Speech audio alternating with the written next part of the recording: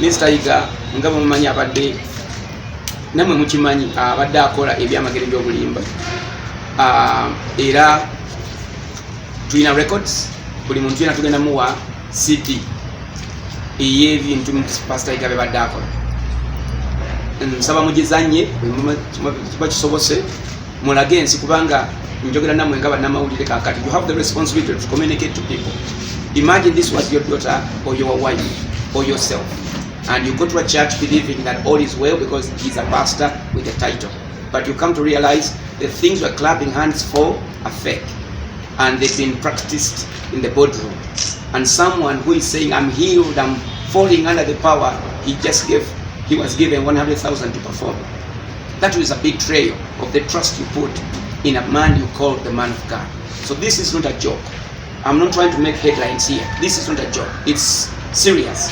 So sebo kusinzira ku nsonga eyo olwakatandika ogenda okulaba olw'ebintu ebikoleddwa olw'obujulizi obutali butono n'obujulizi obumu nga buva ku mukyala we oba ku bantu b'amanyi ne mu kanisa ye ate nga biva mu production studios ezizennyini.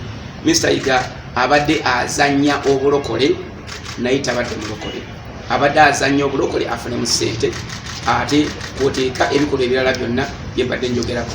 Zelujja omulungi atulaba kitalo nnyo nyini ddala ekyomusumba waffe Pastor Iga eyatufuddeko ekiro ekikeeseza olunaku olwaleero, era nga ntuusa okusaasira kwange eri buli Munnayuganda, eri buli mugoberezi we mu church ya Revival Christian Church esangibwa e Kawala, eri famire ye, eri ab'emikwano wamu n'Abannayuganda bonna okwetooloola ensi yonna. Ntuusa okusaasira kwange era nensaba Katonda abeere nga amusonyiwa ebyo byonna ebyamusobako. Mu mbeera weeti tuzze ow'omusumba Jackson Ssenyonga ng'era akaseera kano amawulire olumaze okubeera nga gamutuukako ayitiddewo olukuŋŋaana lw'amawulire bwe tugenda okuba nga tuwulira ye ki kyayogera ku kufa kw'omugenzi Pastor Iga. Naye nga njagala obbajjukiza nti bano babadde tebali makambugu era nga babadde beewerezanga ebisongovu nga bayima ku ntimbe za TV zaabwe wamu ne ku mitimbagano egy'enjawulo. So tulindiridde okuwulira ye kikyagenda okuba nga ayogera ku kufa kwa Pastor Iga. Bayibuli egamba nti Katonda tasanyukira kufa kwa mubi. Newankubadde nga Mr. Iga abadde n'ebintu eby'enjawulo bigenda mu maaso mu bulamu, tewali ssanyu lye tuyinza kuba nalyo naddala singa afudde tannaba kutuuka kaseera kagamba nti Mukama ansonyiwa. Ekirungi nti abadde n'akaseera ak'obulwadde akayinza okuba nga kamuwadde ebbanga ery'okwenenya nadde wa Katonda n'alokoka. Akaseera kamaze ku kitanda katusuubire nti Iga afudde alokose. Bye twasembayo okumanya ku Mr. Iga tebitukakasa nti abadde mulokole, naye nga tukkiriza katusabe essuubi weeriri nti ayinza okuba nga yenenyezza. Okusaba kwange era essanyu lyange lyandibadde nti bwe nandituuse mu ggulu Iga nandimusanzeeyo nga yalokoka mu kaseera akavannyuma. Okufa kwa Mr. Iga kutuyigirize nti obulamu bulimu choices era nti tulina okuba nga tusalawo bulungi, okuba nga tuleka emikululo emirungi abaana baffe n'abantu abadde batulabirako tebayinza okuba nga beenyumiririzaamu. Bwe tutunuulira obulamu bwa Mr. Iga era nga bannamawulire bwe mukimanyi, ng'era ensi bw'ekimanyi, era nga amawulire gabadde gagamba nti abadde he's a comic pastor. Newankubadde nga siyinza kutandika kwogera bubi ku mufu, njaga kutwala mukisa guno okuyigiriza abalala okwewala ebintu ebifaanaganako bwe bityo.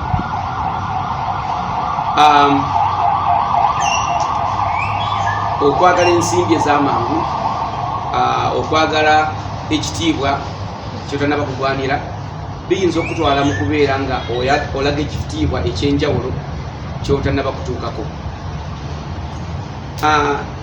Kigambibwa era abamu tumanyi nti Mr. Iga alese abaana bangi era alese ne bannamwandu bangi. Bannamwandu abamu bamanyiddwa, abamu tebamanyiddwa.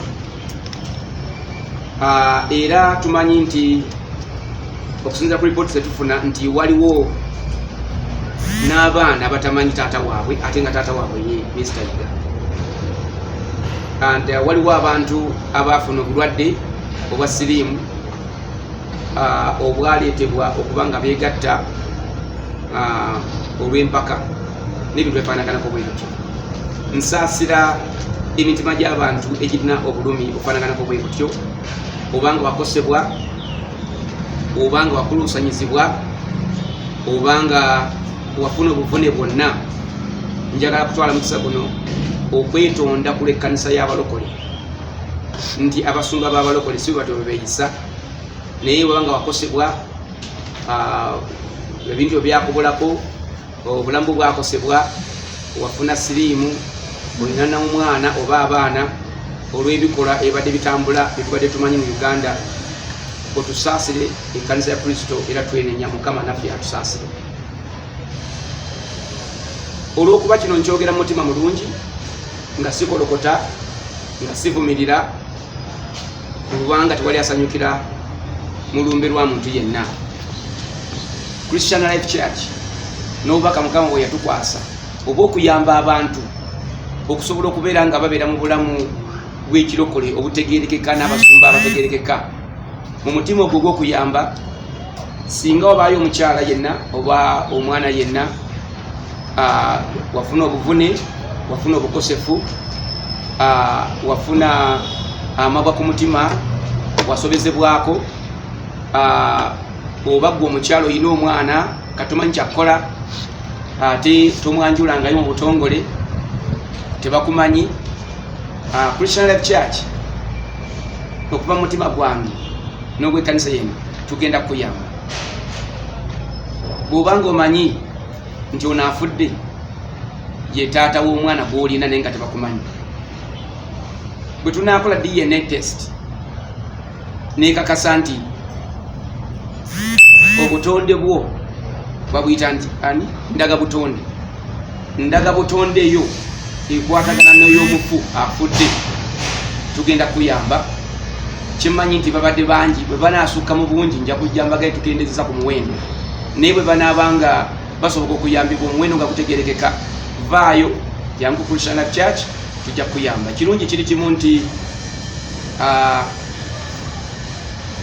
ndaga butonde ya Mr. Yiga eri ku file, so tukyasobolera ddala bulungi okutrackinga ne tulaba ab'okuyambibwa. Omuntu ow'obuvunanyizibwa bwato bwava mu nsi n'aleka ebintu emabega, obulamu bw'abantu bukoma, abaana abo tebamanyi kyakukola, tomanyi engeri yakubasomesaamu, naawe ng'omukyala abamu muli balwadde, babasiiga obulwadde bwe buto. Twewaddeyo okubanga tukola enjawulo, si lwakubanga tuwagira ebikolwa ebyo, naye lwokubanga twagala obulamu bw'abo abaakosebwa okubanga butambula bulungi. Tusaba famire y'omugenzi Mukama aginyige ebiwundu era ayimirire mu kaseera bwe kati ak'ennaku. Mukama ffenna tuwomesa. Ekinyambisa abakyala oba n'abaana abakoseddwa Mr. Yiga si lwakuba nti nzikiriziganya ne Yiga byabadde akola nti nkirininga emirimu gye ne nzitaanye kyalese. Ekinkozesa ekyo kubanga omutima gwange guli ku bantu abakosebwa nga bagenze mu kkanisa nga tebamanyi kyakola, nga balowooza ono musumba wange, ne bakwatibwa ate ne bagaana okwogera n'ebirala. Kino si kyekisoose. Waliwo abasumba abamu abakwata abaana abato myaka 15, myaka 16, myaka 17 ne babakozesa ne babalya ebisiyaga mwekiri mu Kampala. So kino tukimanyi kitambula kigenda mu maaso, naye ate bakwatibwa tebakkirizibwa kwogera, tebakkiriza kugenda wantu wonna, era tebakkiriza kuwaaba. So olw'okubanga omutima gwaffe guli ku bantu nga bwe nabagambye oba bwe mbagamba bulijjo, nze siri wano kulwanyisa basumba bakyamu, nze nnwanirira bantu abagendayo nga tebamanyi ne bakosebwa.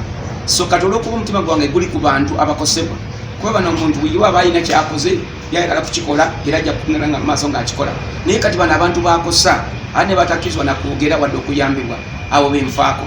Y'ensonga lwaki njagala kuyamba bantu bano, si lwakubanga mpagira byabadde akola. Ekibuzo ekirala kibadde nti otugambye nti alina ekirwadde kyafulembwaza Mr. Yiga is on record abadde ne AIDS, abadde ne siriimu, and I'm not saying that. I'm saying that because the results have shown that. Sinze njogera nti Mr. Yiga abadde ne siriimu, wabula empapula z'abasawo n'okukeberebwa kwe tumanyi okuli authentic kukakasa nti Mr. Yiga abadde ne siriimu era afudde siriimu. Naye nga bw'omanyi nti omuntu ayinza obutafa siriimu naye afa ekirwadde ekiba kimusse siriimu kwaba akoze eki compoundinze n'aba nga afudde, naye nga Mr. Yiga abadde ne siriimu. Kiki ekikakasa, nyina bubonero ekyobukakasa nti ddala ebintu bino bibadde bikolebwa nga bwe nabagambye. My address today is not about proving what Yiga has been doing and how bad he is. Sabayise kukakasa nti Yiga mubi nnyo, ffenna tunya olwakubanga obulamu bwe tebukyaliwo. Naye olwokuba mubuuzizza, tumanyi nti abantu bangi tulina wano abaana, tulina n'omwana omu bamuyita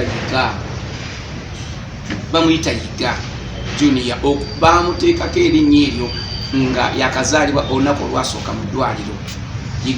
Yiga yamwegaana, omukyala najja n'agamba nti wati kankuwe ssente osirike n'ebirala bwe bityo. Omwana gy'ali tusobola okumubalaga, ffe tumulabirira n'omulabirira kaakati kubanga maama we yagenda yafa siriimu.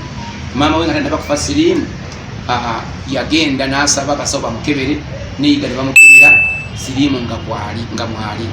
Ewa Yiga nga mwali n'omukyala nga mwali. Kirungi nti omwana talina siriimu.